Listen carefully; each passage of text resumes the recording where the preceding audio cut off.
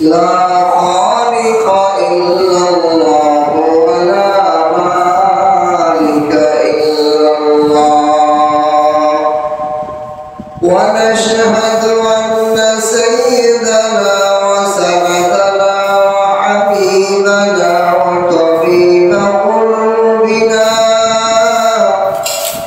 ومولانا محمدا عبده ورسوله أما بعد فأعوذ بالله من الشيطان الرجيم بسم الله الرحمن الرحيم آمن الرسول بما أنزل إليه من ربه والمؤمنون كل آمن بالله وملائكته وكتبه ورسله لا نفرق بين أحد من رسله وقالوا سمعنا وأطعنا غفرانك ربنا وإليك المصير. وقال النبي صلى الله عليه وسلم بني الإسلام على خمس شهادة أن لا إله إلا الله وأن محمدا رسول الله وإقام الصلاة وإيتاء الزكاة والحج وصوم رمضان أو كما قال عليه الصلاة والسلام. سبحانك لا علم لنا إلا ما علمتنا إنك أنت العليم الحكيم.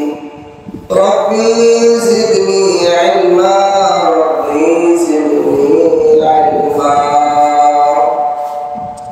ربي اشرح لي صدري ويسر لي أمري واحلل عقدة من لساني يفقهوا قولي. لا إله إلا الله में नौकता नहीं देखिए क्या रमज है कुदरत की उस पैगाम में अब है मोहम्मद की कसम एक नुक्ता जश्न इस्लाम में क़ल्ब मोमिन हरम खाना क़ल्ब मोमिन हरम खाना दुखल गैरे शुद्ध हरम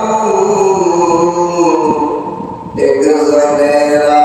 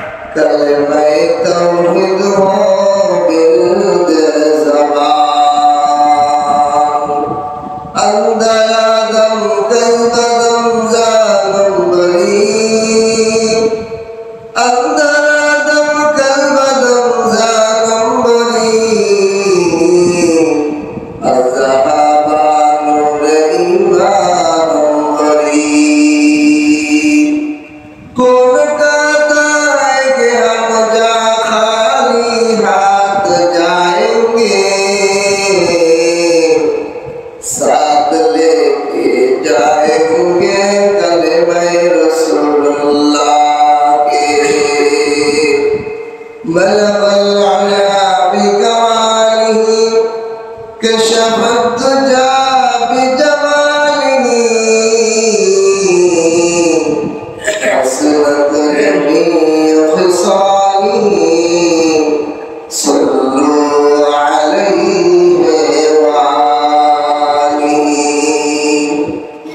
আল্লাহ তাআলা লাখ কোটি শুকর ও সুজুদ যে মহান রব্বুল আলামিন আমাদেরকে জুমার আযানের সাথে সাথে আল্লাহর ঘর মসজিদে উপস্থিত হওয়ার জন্য তৌফিক দান করেছেন।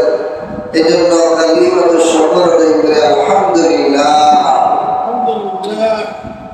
আল্লাহ তাআলা নিয়ামতের শুকর গুজার করলে আল্লাহ তাআলা নিয়ামত বাড়িয়ে দেন। হাজার মানুষ হাজার কাজে ব্যস্ত, মালিকের পক্ষ থেকে ডাক হয়ে গেছে, আমরা উপস্থিত হইতে পারতেছি না। এই জন্য জুমার দিন জুমার আযানের পরে আর কোনো দুনিয়াবি কাজ করা জায়েজ থাকে না, সমস্ত কাজগুলো হারাম হয়ে যায়।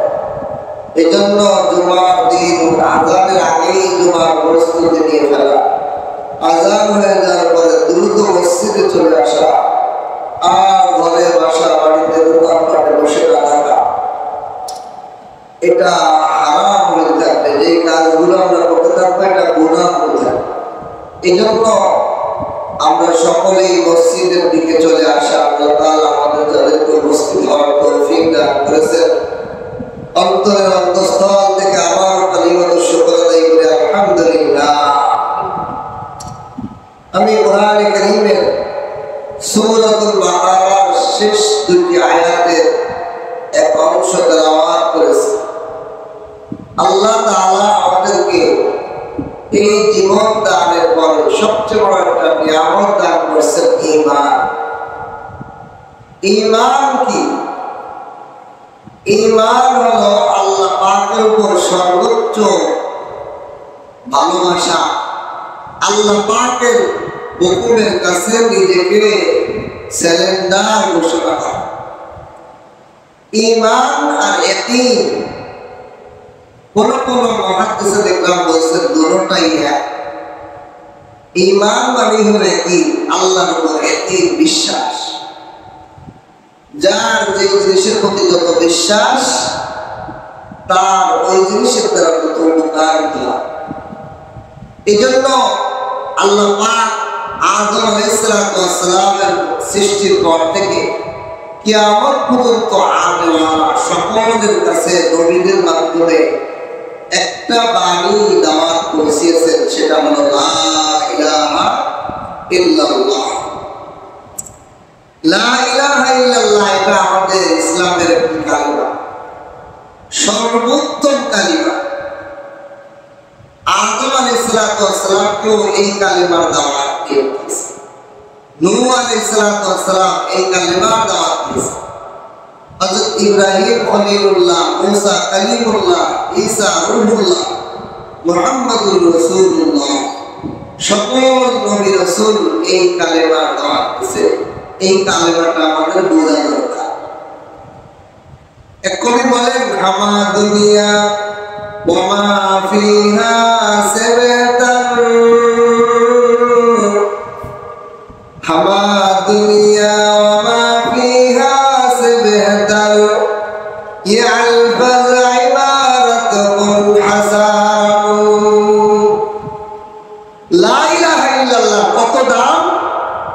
আসমান জমিন সব কিছু যদি এক পাল্লায় উঠানো হয়, আর এক পাল্লায় যদি কালেমাকে রাখা হয়, কালেমার পাল্লা দামি ওজনে সব দিক দিয়ে বেশি হবে। সুবহানাল্লাহ। লা ইলাহা ইল্লাল্লাহ এর শাব্দিক অর্থ কি? লা মানে না, লা মানে কি? না, নাই, নাই। ইলাহ মানে মাবুদ, নাই কোনো মাবুদ, কোনো মাবুদ। লা ইলাহা এতটুক যদি কেউ পড়ে আর চুপ হয়ে যায়, তাহলে সে নাস্তিক হয়ে যায়। নাউযুবিল্লাহ। লা ইলাহা একটু বলে যদি আর না বলে, তাহলে কি হয়ে যাবে? নাস্তিক। নাস্তিকদের স্লোগান কি? There is no God. কোনো গড নাই, কোনো সৃষ্টিকর্তা নাই। এটাই হলো নাস্তিকদের প্রভাব, নাস্তিকদের বিশ্বাস যে আল্লাহ বলতে কেউ নাই, দেয়ার ইজ নো গড, কোনো গড নাই। এগুলো প্রাকৃতিক ভাবে হইতেছে। তা আল্লাহ তাআলা যেই কালেমার দাওয়াত আমাদের আদি পিতা আদম আলাইহিস সালাম থেকে কিয়ামত পর্যন্ত যেই দাওয়াত আমাদেরকে দিয়েছেন লা ইলাহা ইল্লাল্লাহ, এই লা ইলাহা দ্বারা কি বুঝাইতে চায়? লা ইলাহা মানে কোনো ইলাহ নাই, আগে সব খালি। দেখেন, আপনি যদি বাটির মধ্যে দুধ রাখেন, তা আগে কি বাটির মধ্যে তেল ছিল বা তরকারি ঝোল ছিল, এটা থাকা অবস্থায় দুধ রাখবেন নাকি দুধ বাটিকে আগে খালি করবে? কি বলেন? বাটিতে তেল ছিল, বাটিতে ঝোল ছিল, বাটিতে অন্য অন্য জিনিসপত্র ছিল, এর মধ্যে আপনি দুধকে রাখবেন না। এর মধ্যে যদি দুধ রাখেন, দুধটা নষ্ট হইয়া যাবে। আল্লাহ পাক কি বুঝাইতে চান বান্দা? তোমার কলবটা একটা ভাণ্ড, তোমার কলবটা একটা বাটির মতো। এই বাটির মধ্যে যদি আমি আল্লাহকে আগে রাখতে হয়, আমি আল্লাহকে যদি একমাত্র এখানেই জায়গা দিতে হয়, আগে তোমার কলব নামের বাটিটাকে খালি করো। লা ইলাহা, তোমার কলব নামের বাটিটাকে আগে সব গায়রুল্লাহ থেকে খালি করো। লা মাবুদা ইল্লাল্লাহ, লা রাযিকা ইল্লাল্লাহ, লা খালিকা ইল্লাল্লাহ, লা মালিকা ইল্লাল্লাহ। আমার কোনো মাবুদ নাই, আমার কোনো সৃষ্টিকর্তা নাই, আমার কোনো রিজিকদাতা নাই, আমার কোনো সুখদাতা নাই, আমার কোনো দুঃখদাতা নাই, আমার কোনো কিছু কেউ করতে পারে না ইল্লাল্লাহ, একমাত্র আল্লাহ। এই জন্য আমাদের বুজুর্গরা বলে, কেউ যদি বলে যে আল্লাহ খাওয়ায়, আল্লাহ পড়ায়, আল্লাহ আমাদেরকে সৃষ্টি করছে, এই কথা সঠিক নয়, এই কথাটা ভুল। কেন? যদি কেউ বলে যে ইনি আমার ভাই, তাহলে এর মানে এটা বোঝায় না ইনি একমাত্র ভাই, বোঝায় ইনিও ভাই, আরো ভাই থাকতে পারে। ঠিক কিনা? কেউ যদি বলে যে ইনি আমার ভাই, এই কথার দ্বারা যারা শুনবো তারা কি বুঝবো? ইনি ওনার ভাই, হুজুরের ভাই, কিন্তু আরো ভাই আছে বা থাকতে পারে। কিন্তু যদি আমি বলি আমার কোনো ভাই নাই, এই শুধু আমার ভাই, তাহলে আর কোনো ভাই আমার নাই, এটাই বুঝবে। ঠিক কিনা? তো কেউ যদি বলে আল্লাহ খাওয়ায়, আল্লাহ বানায়, আল্লাহ আমাদেরকে বানাইছে, আল্লাহ আমাদের খালেক, আল্লাহ আমাদের মালিক, এটা শুধু বললে এই কালেমার অর্থ হবে না।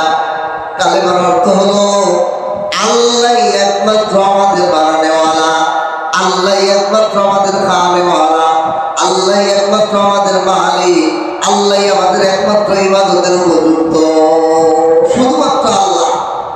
কেন? আরবি ভাষার ব্যাকরণ যারা বোঝে, আরবি ভাষার একটা কায়দা হলো যেখানে ইল্লা আসে নবীর পর, তাই না? বাংলায় বোঝে, যেমন আমি বললাম যে আমার কোনো ভাই নাই, তবে ইনি, তাহলে কি বোঝায়? ইনি শুধুমাত্র আমার ভাই। এই কিন্তু শুধুমাত্র ইনি, এটার আরবিতে বলে ইল্লা। লা ইলাহা, কোনো মাবুদ নাই, ইল্লাল্লাহ, এর অর্থ হবে শুধুমাত্র আল্লাহই হলো ইলাহ, একমাত্র, আর কেউ হওয়ার সুযোগ নাই। সীমাবদ্ধতাকে বোঝায় এই ইল্লাল্লাহ অর্থ। আমাদের সমাজে অনেকে বোঝে না ইল্লাল্লাহ জিকির কয় কি জায়েজ নাই, জায়েজ নাই।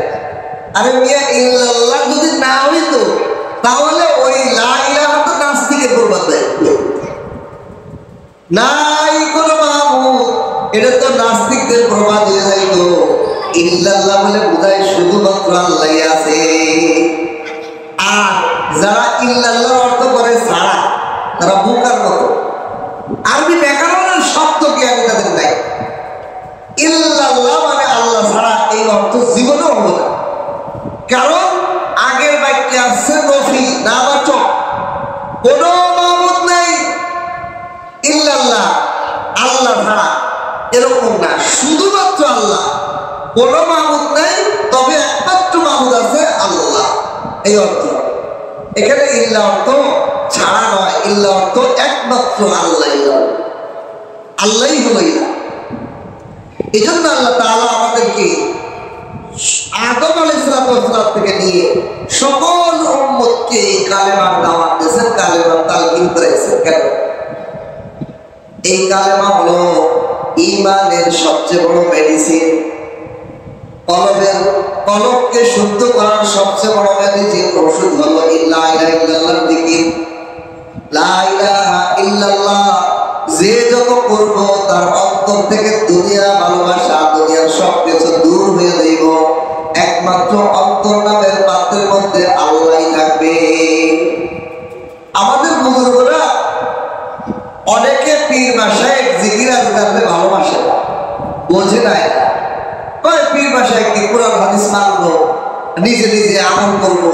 না ভাই, প্রতিটা জিনিসের ক্ষেত্রে আপনার জ্ঞানী ডাক্তার আছে কিনা, ডাক্তার দরকার হয় কিনা? একজন যতই শিক্ষিত হোক, সে কি নিজের চিকিৎসা নিজে করতে পারে?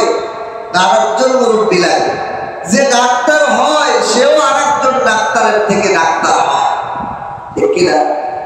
এই জন্য আমাদের আত্মা, আমাদের রূহটাকে সুস্থ রাখতে হলে আমাদের পীর মাশায়েখরা কিছু মেডিসিন, কিছু ফর্মুলা তাদের অভিজ্ঞতাতে দেয়। এটা কোরআন হাদিসে থাকা জরুরি নয়। কোরআন হাদিসে ফ্যাক্টরিতে ওষুধ তৈরি হয়, কিন্তু ওষুধ তৈরি হওয়ার পর ডাক্তার তার অভিজ্ঞতা অনুযায়ী কতটুকু ওষুধ কয় বেলা খাবে, কি কয়টা খাবে, এটা ডাক্তার সাজেশন করে দেয়, ঠিক কিনা? ওষুধ কোম্পানির সাথে সাজেশন করে দেয়, ওষুধ কোম্পানি ওষুধ বানায় দেয়, কিন্তু ডাক্তার তার অভিজ্ঞতার আলোকে বলে আপনি একটা ট্যাবলেট খাবেন দিনে, তাতেই আপনার যথেষ্ট। আবার অনেক রোগের অবস্থা দেখে পায় 2টা খাবেন, 2 বেলা খাবেন। আবার কোন রোগীর অবস্থা, করুণ অবস্থা দেখে পায় 3 বেলা খাবেন, এই একই ওষুধ, ঠিক কিনা? এই জন্য আমাদের আকাবেররা, তারা বুজুর্গরা, পীর মাশায়েখরা এই লা ইলাহা ইল্লাল্লাহর জিকিরকে সাজায় দিয়েছেন। কোন ব্যক্তি যদি শেষ রাত্রে উঠিয়া তাহাজ্জুদ পড়িয়া এই লা ইলাহা ইল্লাল্লাহর 12 তাসবিহ জিকির আছে, এই জিকিরটাকে যদি ওনাদের বাতাব অনুযায়ী মেডিসিনটা সেবন করে, তার আর আল্লাহর সাথে সম্পর্ক হইতে বেশি দেরি লাগবে না।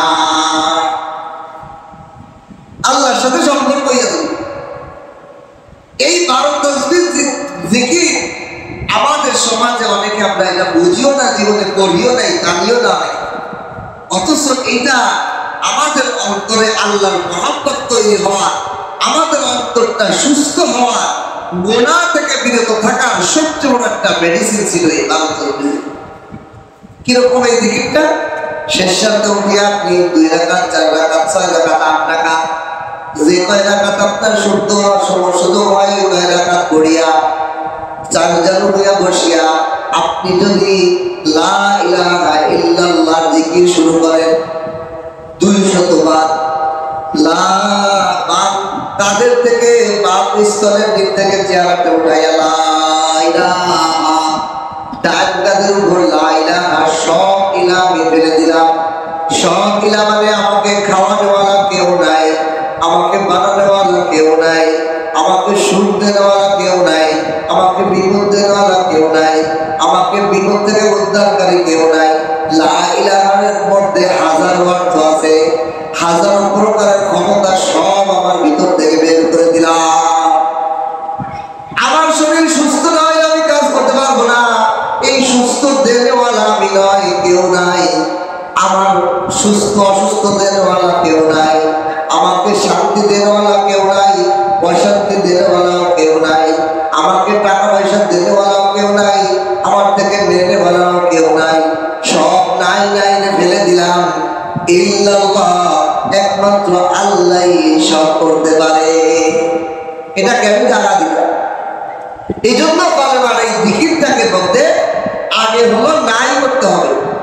দেখেন, আমি আগেই বলেছি যে পাত্রের মধ্যে যদি তেল থাকে, গোশতের ঝোল থাকে, আপনি ওই পাত্রের মধ্যে দুধ রাখবেন না, কারণ দুধ নষ্ট হয়ে যাবে। দুধ কি হয়ে যাইব? দুধ মিশ্রিত হইয়া জমে যাব, নষ্ট হয়ে যাইব। কলবে মুমিন হারাম খানা, দুখলে গাইরে সুদ হারাম, একজনের আবাদ সৌহার আবদ দাদান কাইরাওয়া। কবি বলেন মুমিনের কলবটা হলো হারাম খানা। কেমন হারাম খানা? কয় বাসর ঘরে একটা মহিলার দুইজন স্বামী ঢুকতে পারে না, বাসর ঘরে একজন স্বামী ঢুকতে পারে, একজন নারীর জন্য একজন স্বামী বরাদ্দ হয়, দুইজন হয় না। এটা সমাজের মধ্যে এটা প্রচলন নাই, এটা গুনাহ, এটা হারাম, এটা কোনো মহিলাও মেনে নিতে পারে না। একই ঘরের মধ্যে দুই স্বামী ঢুকবে, এটা যেন অসত্য, অসম্ভব। আল্লাহ ওলি বলেন আমার মুমিনের অন্তরের মধ্যেও একমাত্র আল্লাহ ছাড়া আর গায়রুল্লাহর কোনো স্থান হতে পারে না। লা ইলাহা ইল্লাল্লাহ যখন আপনি জিকিরটা করবেন খুব খেয়ালের সাথে, যদি মনে মনে 10 মিনিট 20 মিনিট আধা ঘন্টা আপনি প্রতিদিন করেন, আপনি নিজে নিজেই আল্লাহর মহব্বতে পাগল হয়ে যাবে। এগুলো এই মেডিসিন গুলো আমরা ভোগ করি না, আমরা চিন্তাও করি না, আমরা এগুলোর ভিতরে ঢুকতেই চাই না। অথচ আমি আল্লাহর দয়ায় 24টা ঘন্টা বেঁচে আছি, সেই মালিককে আমার অন্তরে জায়গা দেওয়ার জন্য 24 ঘন্টার মধ্যে 24টা মিনিট একটু জিকির করবো, আল্লাহকে নিয়ে আল্লাহ স্মরণ করবো, এই সময়টুকু আমার হয়। আফসোস এই জন্য লা ইলাহা সব বের করে দিলাম। আমার অন্তরে ছেলে মেয়ের ভালোবাসা, বিবির ভালোবাসা, বাপ মায়ের ভালোবাসা, ভাই বোনের ভালোবাসা, বন্ধুর ভালোবাসা, ব্যবসা বাণিজ্যের ভালোবাসা, প্রতিষ্ঠানের ভালোবাসা, চাকরির ভালোবাসা, সব বের করে দিলাম। আল্লাহ আমার অন্তরটাকে সব কিছু থেকে আগে খালি করলাম। এইবার আপনি আমার রব, আপনার মালিক, আপনি আমার প্রেমাস্পদ, আপনি আমার মনিব, আপনার আমি গোলাম। আপনি আমার অন্তরে আপনার মহব্বতের জায়গা করে দে, আপনার মহব্বত আমার সিনার মধ্যে ভরে দে। আল্লাহকে এইভাবে মানতে হবে। কিতাবের মধ্যে একটা ঘটনা লেখছে, এক রাজা 7টা কন্যা, অনেক ধন সম্পদের মালিক রাজা, বিশাল রাজ্যের মালিক। রাজার 7টা কন্যা, এই কন্যাদেরকে সবাইকে ডাকছে যে তোমরা আসো এক এক করে। আগে বড় মেয়ে আসছে, তাকে আলাদাভাবে জিজ্ঞাসা করছে তোমাকে কে খাওয়ায়, কে তোমার কাপড় চোপড় দেয়, তোমাকে কে সব কিছু দেয়, তোমার চাহিদা পূরণ করে। কয়ে জাহাপানা সব কিছু তো আপনি দেন। কয়ে যাও মারহাবা দাও। এরপরে দ্বিতীয় মেয়ে আসছে, দ্বিতীয় মেয়ের দিঘায় তোমাকে কে খাওয়ায়, কে পড়ায়? কয়ে জাহাপানা আপনি তো আমাদের খাওয়ান করান, সব কিছু আপনি করেন। নাউযুবিল্লাহ। এইভাবে 7টা মেয়ের 6টা মেয়ে একই জবাব দেয়, আপনি আমাদের খাওয়ান, আপনি আমাদের পড়ান, আপনি আমাদের সব কিছু করেন, আপনি আমাদের লালন পালন করেন, সব আপনি দেন।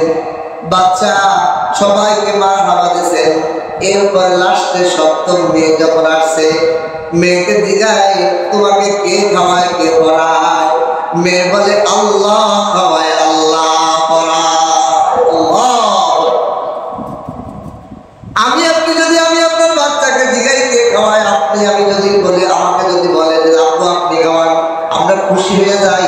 না না, আমার আপনার বাচ্চাকে এই তালিম দেওয়া তোমাকে আল্লাহ খাওয়ায়, আমি থাকি আর না থাকি আল্লাহ তোমাকে খাওয়াবে। লা ইলাহা ইল্লাল্লাহ জবানে বলি, বাস্তব জীবনে আমার লা ইলাহা ফিট হয় নাই, বাস্তব জীবনে ফিট হয় নাই। বাস্তব জীবনে বলি এই ছেলে মেয়ে পড়ালে না কি খাবি, এই তুই আমার কথা না শুনলে তোরে ভাত দেবো না, তুই আমার এটা শুনলে এই করবো না, এটা বলি। কিন্তু আসলে আমি কিনা আমারে খাওয়ায় তিনি, আমার বাচ্চারও খাওয়াবে তিনি। ঠিক কিনা? কে খাওয়ায়? লা ইলাহা মানে হলো লা রাযিকা, কোন রিজিক দাতা নাই, ইল্লাল্লাহ একমাত্র আল্লাহ, একমাত্র আল্লাহ। বাচ্চা যখন ছোট্ট মেয়ের মুখের থেকে এই কথা শুনলো, লা বললো কি তোমাকে কে খাওয়ায়, কে পড়ায়? আমাকে আমার আল্লাহ খাওয়ায়, আল্লাহ পড়ায়। রাজা অত্যন্ত রাগান্বিত হয়ে গেছে। কি কইলি? আমি খাওয়াই, আমি পড়াই, আর তুমি বলো আল্লাহ খাওয়ায়, আল্লাহ পড়ায়। আমাকে তুমি আমাকে বললো আচ্ছা তোমাকে আমি একটু তোমার কেমনে আল্লাহ খাওয়ায়। ওই যুগে মানুষ কোন দুষ্টুমি করলে জেলখানা ছিল না, জঙ্গলের মধ্যে বনবাসে দিন। রাজার সৈন্যদেরকে ডেকে বলল, যাও আমার এই ছোট্ট রাজকন্যাকে বনবাসের মধ্যে দিয়ে আসো, বনের মধ্যে দিয়ে আসো। ও কেমনে খায়, কেমনে পড়ে, কেমনে বাঁচে আমি একটু দেখতে চাই। ও বলে আল্লাহ খাওয়ায়, আল্লাহ পড়ায়, আমি এটা একটু পরীক্ষা করতে চাই। এই অনুযায়ী বাচ্চা পুলিশ বাহিনী তাকে ধরে নিয়ে জঙ্গলের মধ্যে রেখে আসছে, বনের মধ্যে রেখে আসছে। জঙ্গলের মধ্যে রাজকন্যা আল্লাহকে আল্লাহর এই জিকির করতেছে, লা রাযিকা ইল্লাল্লাহ, লা মালিকা ইল্লাল্লাহ। ও মালিক, আপনি ছাড়া আমার কোনো মালিক নাই, আপনি ছাড়া আমাকে রিজিক দাতা কেউ নাই, আপনি তোমাকে রিজিক দিবেন। আপনি শাহী দরবারও রিজিক দিতে পারেন, জঙ্গলের মধ্যে রিজিক দিতে পারেন, পানির মধ্যে রিজিক দিতে পারেন। সব কুদরতি ক্ষমতা আপনার ওই লা ইলাহা ইল্লাল্লাহর মধ্যে, ইল্লাল্লাহর মধ্যে আপনি পরিচয় দিয়ে দিয়েছে। রাস্তা হাঁটতে হাঁটতে যাইতেছে, যাইতে যাইতে দেখেন জঙ্গলের মধ্যে একটা ঝুপড়ি। ওই ঝুপড়ির মধ্যে একটা বৃদ্ধ বসিয়া বসিয়া লা ইলাহা ইল্লাল্লাহ জিকির করতেছে। যাই দরজায় দাঁড়াতেছে, ওই বুজুর্গ বের হয়েছে, জঙ্গলের মধ্যে ইবাদত বন্দি করে। ওই বুজুর্গ বলে, দেবা তুমি কোথা থেকে আসলে? দেখতে তো মনে হয় সম্ভ্রান্ত পরিবারের মেয়ে, কি ঘটনা, তুমি এখানে কিভাবে আসলে? ওই রাজকন্যা সব ঘটনা খুলে বলল। বলার পর তুমি চিন্তা করো না, যে আল্লাহ আমাকে জঙ্গলে খাওয়ায়, তোমার রিজিক এখানে পাঠাইবে। সুবহানাল্লাহ। ওই রাজকন্যা ওই ঝুপড়ির মধ্যে অবস্থান করার সাথে সাথে জঙ্গলি একটা গাভী এসিয়া প্রতিদিন তার দরজার কাছে আসিয়া পলান থেকে অটোমেটিক দুধ জড়াইতে থাকে। সুবহানাল্লাহ। এখন রাজকন্যা ওই মুরব্বীর কাছ থেকে একটা মাটির পেয়ালা নিয়ে ওই জঙ্গলি গরুর পলানের নিচে রেখে দেয়, দুধ ভরে 1-1.5 কেজি দুধ পরে পড়ে যায়। এইটা খায় আর সে ওখানে আল্লাহ তাআলার ইবাদত করতে শুরু। কিন্তু দেখে যে আল্লাহ হয় সে আল্লাহর রঙের রঙিন হয়। সিবগাতুল্লাহ, আল্লাহর রঙের রঙিন হয়, আল্লাহর রঙের রঙিন হয়। প্রেমিক প্রেমিকার রঙের রঙিন হয়ে যায়। আমার প্রেমিক আমার প্রেমিক কি ভালোবাসে, আমার প্রেমিকের কি কি চাহিদা, সেই কাজগুলো প্রেমিকের মধ্যে অটোমেটিক আসিয়া যায়। আল্লাহর এই বান্দি রাজকন্যা, রাজকন্যা সে একা দুধ পেয়ে একা খায় না, সে নিজেও খায়, ওই মুরব্বীরও খাওয়ায়।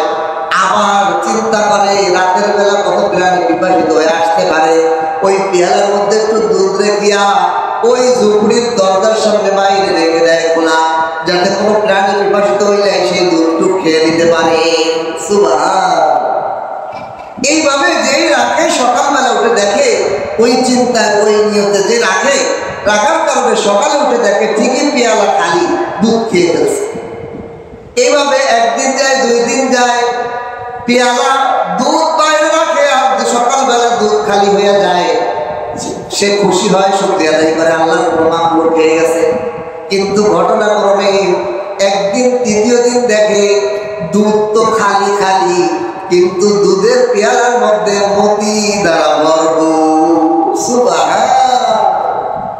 7 রাজার ধন, এমন দামি দামি মতি রেখে গেছে, 7 রাজার ধন কিনা দেব।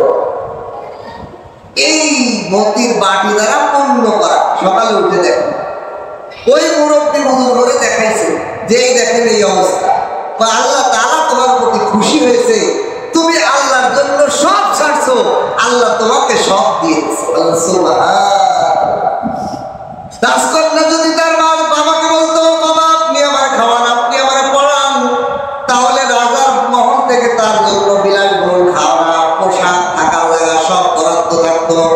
সে শুধু একটা কথা বলার কারণে যে আল্লাহ খাওয়ায়, আল্লাহ পড়ায়, এই অপরাধে তাকে জঙ্গলে ফেলে দিয়ে গেছে। আল্লাহ কয়, যে আমার পক্ষের লোক তাকে আমি কোনদিন ছোট বানাইবো। এই জন্য তোমাকে আল্লাহ তাআলা বড় বানাই দিছে। এই মতি নিয়ে এই বুজুর্গরে পাঠাইছে, যান বাজারে যান, বাজার থেকে এই মতি একটা মতি বিক্রি করে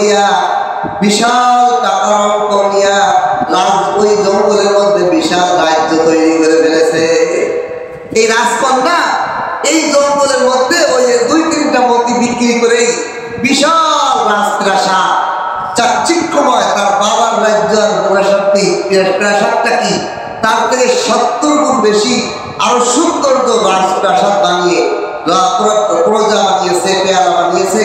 সে ওরকম একটা রাজা, রানী, রাজ্যের রানী হয়েছে। এখন এই রাজা তার জঙ্গলের মধ্যে 2-3 দিন পর তার মেয়েরে খোঁজার জন্য পাঠাইছে, কিন্তু আর পায় না। সে তো আটটার তো অনেক দূরে চলে গেছে, কিছু বানাইছে। খুঁজতে খুঁজতে তারা পায় না। তারা মনে করছে যে আমার মেয়ে মনে হয় বাঘে বা হিংসুটাতে খেয়েই ফেলেছে, ওরে কে আর পাই যাবো। এই চিন্তা করে তারা ভুলেই গেছে। একদিন এই রাজার কাছে এই রাজ্যের রাজ্যের খবর আসছে যে আপনার পাশে এমন এক রাজ্যের রানী আছে যার সম্পদ আপনার থেকে আরো বহু গুণ বেশি। এই রাজা এই রাজকন্যার বাবা সেই রানীর সাথে দেখা করার জন্য আসছে।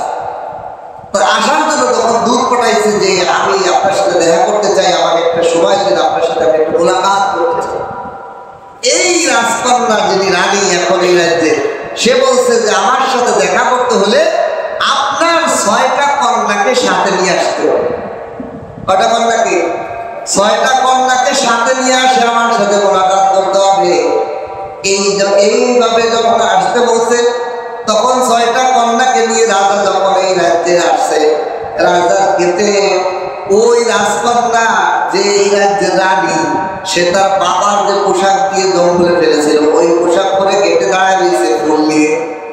রাজা মনে করছে যে আমার রাজকন্যা, আমার মেয়ে, ছোট মেয়ে, এই রাজ্যের মনে হয় কোনো বাবা, কোনো একটা খাদেমা সেবিকা হয়ে চাকরি নিয়ে এনে জীবন যাপন করতেছে। মা তুমি এখানে কেন, এইভাবে কেন? বা আসি বা হারে তুমি তোমার খুঁজছি, তোমার পাই না। বা চলে চলে ভিতরে চলে, ভিতরে গেছে। এরপরে সে নিজের পোশাক খুলে শাহী পোশাক পরে রাজ সিংহাসনে বসে রাজার সাথে যখন মোলাকাত করার জন্য আসছে, রাজা দেখে তো অবাক, বলতেছে মা তুমি কি রাজ্যের রানী? আমি এই রাজ্যের রানী। ভাই কেমনে? আমাকে যে আল্লাহ খাওয়ায়, যে আল্লাহ পড়ায়, সেই আল্লাহ আমাকে রাজত্ব দিতে পারে, কোনো অসম্ভব কিছু না। যে আল্লাহ হয়ে যায় সারা দুনিয়া তার হয়ে যায়। যে আল্লাহকে পাইল না সে সারা দুনিয়া পাইলেও কিছুই পাইল না। এই জন্য লা ইলাহা ইল্লাল্লাহর জিকির মানে হলো সব কিছুকে ছাড়তে হবে, আমার মালিক একমাত্র আল্লাহকেই পাওয়ার চিন্তা করতে হবে। লা ইলাহা ইল্লাল্লাহর জিকির কেন করব? সব সময় নিজেকে বুঝাইব আমার কেউ আপন না, কেউ আপন না, কেউ আপন না। 2 চোখটা বুঝে একটু মন্তর কল্পনা করে দেখেন, এই দুনিয়ার কেউ আপন না, এই দুনিয়ার কেউ আপন না। এইটা বুঝানোর জন্য লা ইলাহা ইল্লাল্লাহ জিকির করা। লা মানে নাই আমার বাবা নাই, মন নাই, ভাই নাই, বিবি নাই, বাচ্চা নাই। চোখটা বুঝে দেখেন একটু মৃত্যুর মোরাকাবা করে, আমার যখন মৌত হয়ে যাবে তখন আমার থেকে আমার সব কিছু ছিনিয়ে নেওয়া হবে। সর্বপ্রথম আমাকে কি করা হবে? আমার জামা কাপড় গুলো আমার থেকে খুলে নেওয়া হবে। আমি বলতে পারবো না এই তোরা একটু দেরি কর, একটু পরে খোল, এখনই পুলিশকে একটু লেট কর, আর লোকজন আসো, তোরা তাড়াহুড়া করতেছিস কেন? এই কথাটা বলারও আমার কোনো সুযোগ থাকবে না, ঠিক কিনা? আমাকে আমার মৃত্যুর পরে সর্বপ্রথম আমার জামা কাপড় গুলো খুলবে। কেমনে খুলবে? আমার বোতাম খুলে খুলবে না, না, না। মৃত মানুষের জামা কাপড় খোলার নিয়ম হলো কি দেখেন, সুন্নত তরিকা হলো তার জামা কাপড় গুলো বেলেট দিয়ে বা কেসি দিয়ে কেটে বের খোলা। পোশাককে আরাম খোলা নিষেধ। কেন জানেন? কারণ আরাম খুলতে গেলে পোশাক মৃত্যু মানুষকে উঠাইতে হবে, বসাইতে হবে, লড়াইতে হবে, কষ্ট হবে, লাশ। এই জন্য খোলার তরিকা হলো বেলেট দিয়ে কাটো অথবা কেসি দিয়ে কাটো। আমার পোশাকটা আমার গায়ে রাখা অবস্থায় কেটে কেটে টুকরো টুকরো। হায় দুনিয়া! আমাকে উলম্ব করিয়া সাদা একটা কাপড় শোয়া একটা বিছানার চাদর আমার শরীরে ভরে দিয়া, বরফ পাতা গরম পানি করিয়া আমাকে আপনাকে গোসল করাইবে, জীবনের শেষ গোসল করাই দিবে। একটু চোখটা বুঝে খেয়াল করে দেখেন, কার লাগিয়া বান্ধ বাড়ি কেউ তো আপন না। यही हम सब मुसाफिर हैं, वही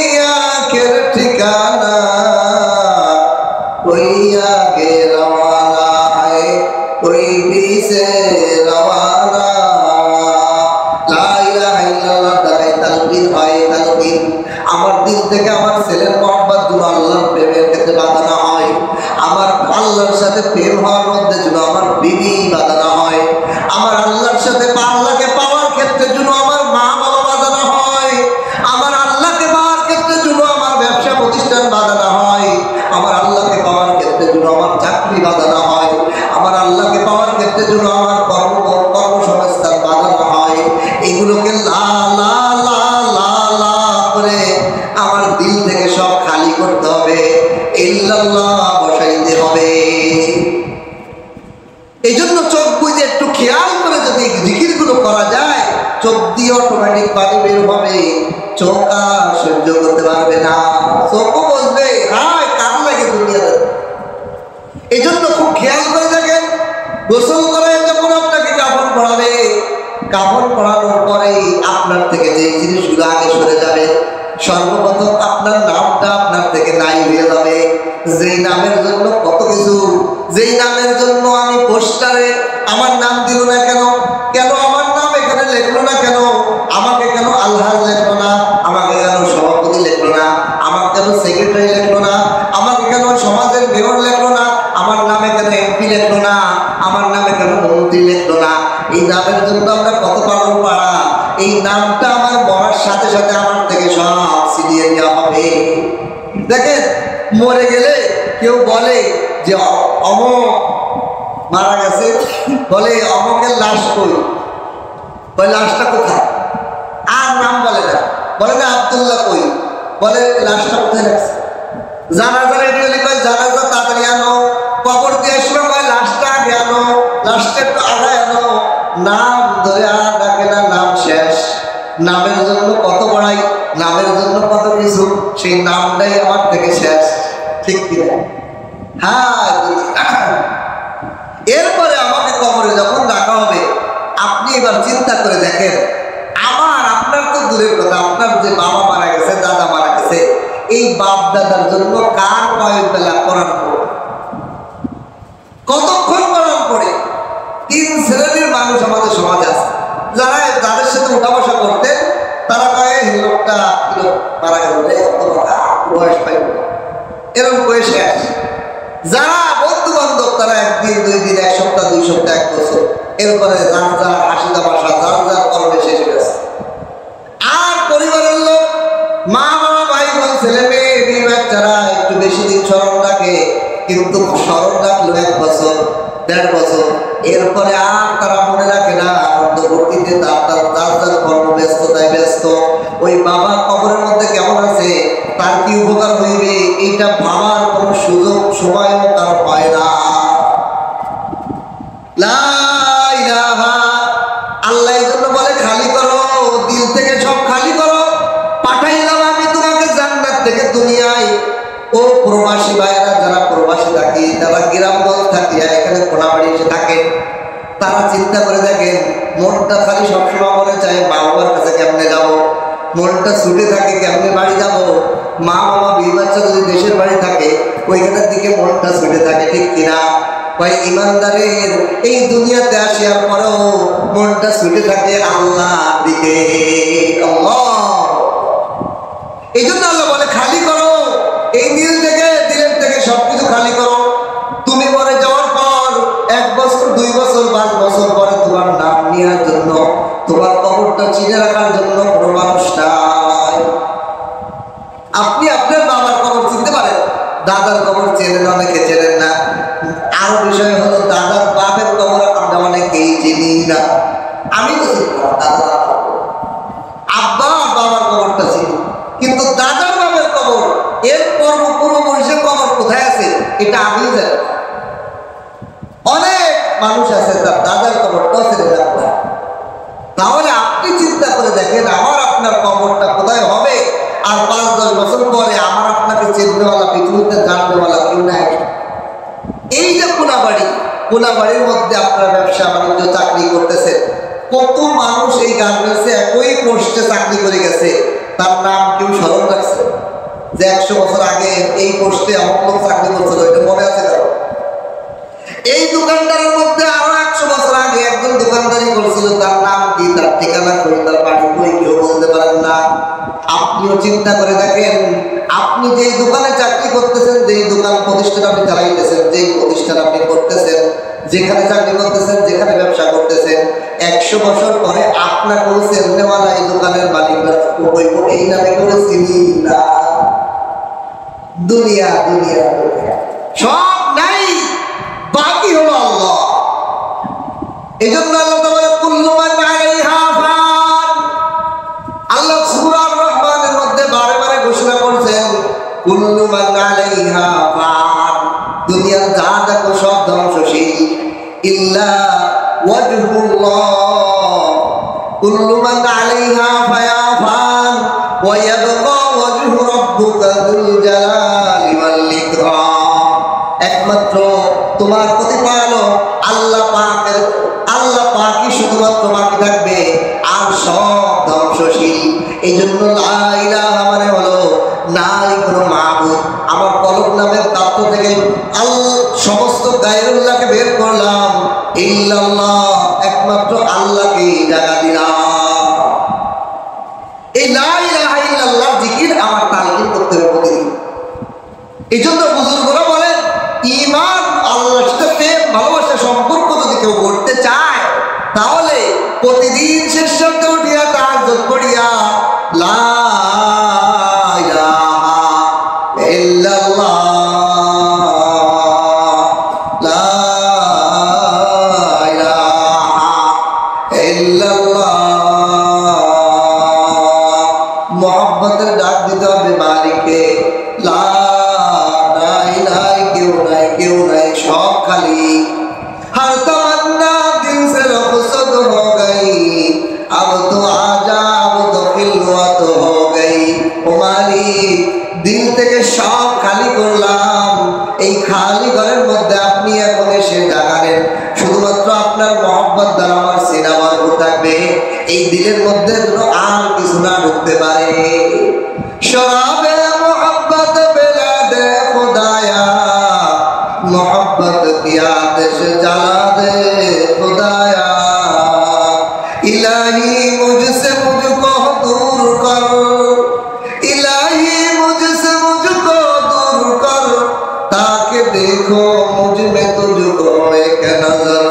আমাদের বুজুর্গরা প্রেমিকরা আল্লাহর সাথে কত সুন্দর সুন্দর কবিতা বানাইছে। ওই আল্লাহ আমার থেকে আমারে বের করে দেন, আমি যেন আমার মধ্যে আমাকে না দেখি। আমি এটা আমি করছি আমি আমার মধ্যে যেন আমাকে না পাই, আমার মাঝে যেন আপনাকে খুঁজে পাই, আপনার কুদরত যেন দেখি। আমি আমার চোখের দিকে তাকাই যেন দেখি আমি কই, আমার তো কোনো চোখের মধ্যে কোনো কিছু নাই, সব তো আল্লাহর কুদরত চলতেছে, ঠিক কিনা? আমি আমার হাতের দিকে তাকাই যেন না দেখি যে আমার হাত, আমি যেন দেখি যে আল্লাহর দেওয়া হাত, আল্লাহর বানানো হাত, আল্লাহই চালাইতেছে, আল্লাহই কুদরত বানাইতেছে।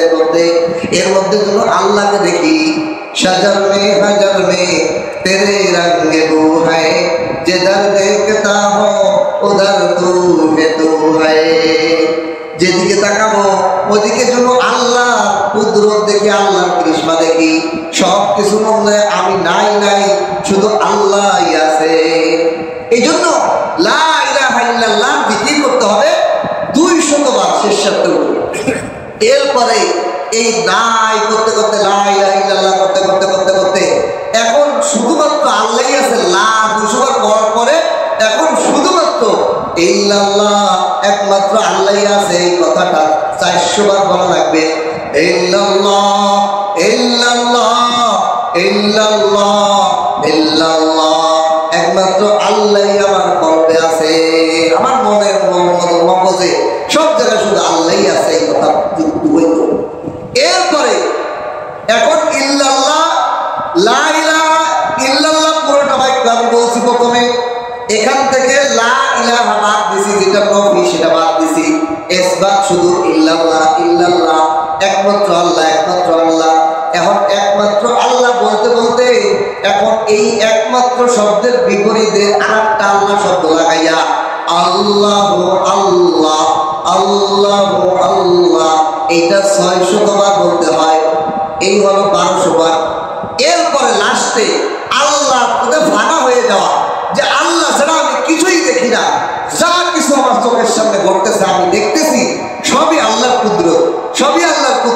জন্য সব জায়গায় আল্লাহ একাকার হয়ে গেছে। এই জন্য শুধু আল্লাহ আল্লাহ আল্লাহ আল্লাহ আল্লাহ আল্লাহ আল্লাহ আল্লাহ আল্লাহ এই জিকির 100 বার, এই মোট 1300 বার। এই 1300 বার আমাদের বুজুর্গরা তাদের অভিজ্ঞতা থেকে এই 1300 বারকে 12 তসবিহ বলা হয়। এই 12 তসবিহ সবক দিয়েছেন। কোন আল্লাহর বান্দা যদি এই 12 তসবিহ সবকটা 40 দিন লাগাতার করে, এরপরে যদি সে আল্লাহর নূর চমকানো না দেখে, তাহলে সে জন্য আমাকে জুতা মারো। এটা এমন ওষুধ, 40 দিন লাগাতার করে দেখেন। আপনি যে ধরনের মানুষই হন না কেন, শেষ রাত্রে উঠিয়া এই 12 তসবিহ জিকিরটা যদি 40 দিন লাগাতার করেন, আল্লাহর রহমতে আপনি আল্লাহ পাকের মহব্বতে ফানা হয়ে যাবে। এটা এমন এক মেডিসিন, এটা কঠিন এক মেডিসিন। এগুলো যারা পীর মুরিদি কে বিশ্বাস করে না, তারা এগুলোকে মানে না, আমি সেই ভাইদের হাত ধরে বলবো, আপনি এই বুজুর্গ মাশায়েখদের এই সবকটা, এই ওষুধটা 40টা দিন একটু সেবন করে দেখেন। আপনি থাকবেন না, আপনি নিজেই বলবেন যে আমার আরো দৌড়ানো দরকার, মজা আসে। এই জন্য আমরা দুনিয়া দুনিয়া দুনিয়া দুনিয়া সারাদিন জপতে জপতে এই কালিমার জপটা আমরা ভুলেই গিয়েছি। সারাদিনের মধ্যে আমাদের লা ইলাহা ইল্লাল্লাহর জিকিরটা মুখে বের হয় না। এই জন্য আল্লাহ পাক রব্বুল আলামিন নামাজের মধ্যে এটা দিয়ে দিয়েছেন। নামাজের মধ্যে আছে না, আমরা যখন তাশাহুদ পড়ি, আশহাদু আল্লা ইলাহা ইল্লাল্লাহ, লা ইলাহা ইল্লাল্লাহ আছে কি না? 2 রাকাত নামাজ পড়তে গেলে তাশাহুদ পড়াই লাগবে, আর তাশাহুদের মধ্যে লা ইলাহা ইল্লাল্লাহ আল্লাহু আকবার জিকির ঢুকাইতেছে। এই জন্য লা ইলাহা ইল্লাল্লাহর জিকির যত বেশি করবেন, হাদিসের মধ্যে আছে একটা মানুষ যদি আজকে দিনের মধ্যে 1000 বার লা ইলাহা ইল্লাল্লাহর জিকির করে, আর সারা দুনিয়ার মানুষ যদি 1000 বার কেউ করে না, আজকের দিনের মধ্যে সারা দুনিয়ার মানুষের আমলের যেই পরিমাণ সব, এর থেকে বেশি সব এই আমলকারীকে দান করে দেওয়া হবে। সুবহানাল্লাহ। এই জন্য এই লা ইলাহা ইল্লাল্লাহর জিকির অনেক দামি জিকির। এটা আমাদের জীবনে ফিট করে নেওয়া, এটা যেন কখনো না ছোটে। অবসর টাইম পাইলেই লা ইলাহা ইল্লাল্লাহ, লা ইলাহা ইল্লাল্লাহ, মাঝে 100 বার হইলে বা 10 বার হইলে মুহাম্মাদুর রাসূলুল্লাহ। আমরা ইনশাআল্লাহ আল্লাহ তাআলা আমাদের হাঁটতে চলতে ফিরতে সর্ব অবস্থায় লা ইলাহা ইল্লাল্লাহর জিকির বলা। আল্লাহ রাসূল বলেন, কোন ব্যক্তি যদি লা ইলাহা ইল্লাল্লাহ বলছে আর মৃত্যুবরণ করছে, দাখালাল জান্নাহ, সে জান্নাতে প্রবেশ করবে। সুবহানাল্লাহ।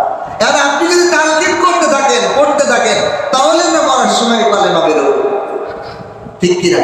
আল্লাহ তাআলা আমাদের সকলকে সর্ব অবস্থায় এই কালেমার জিকির বেশি বেশি করার তৌফিক দান করুন। আমিন। ওয়া আখিরু দাওয়ানা আলহামদুলিল্লাহি রাব্বিল আলামিন।